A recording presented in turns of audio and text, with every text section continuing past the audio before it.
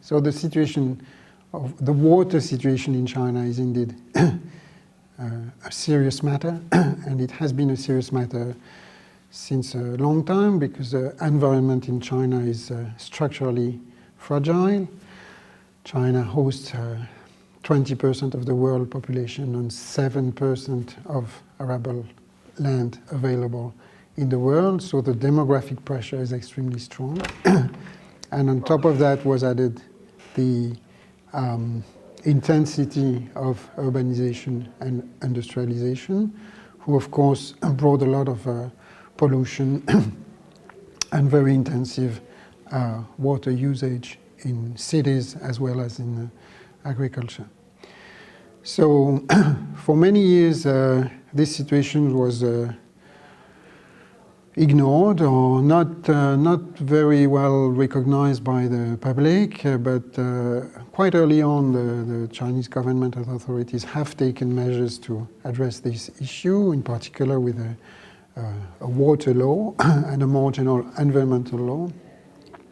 But of course the standards of these regulations were insufficient, they were too low, and the implementation of existing law was also deficient.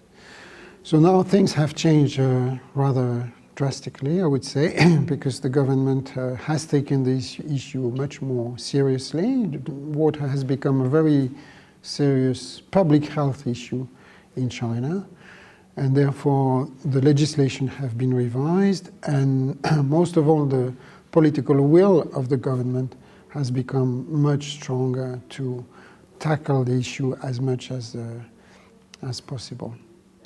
So recent developments show indeed some improvement, where the water situation overall is improving, although with some contrast. You know, some rivers are really in bad situation, but some of them, most of them are improving. Particularly the Pearl River has seen a very dramatic improvements, starting from very bad, but still very significant.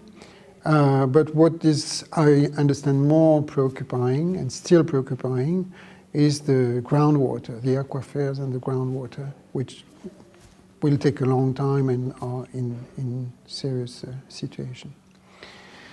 So I think to conclude, I would say the time of the free ride of economic growth in China at the full expense, ignoring the environment and damaging the environment, this time is behind us now, and it's true that both the government and the population have taken the issue very seriously and are actively working to improve the situation.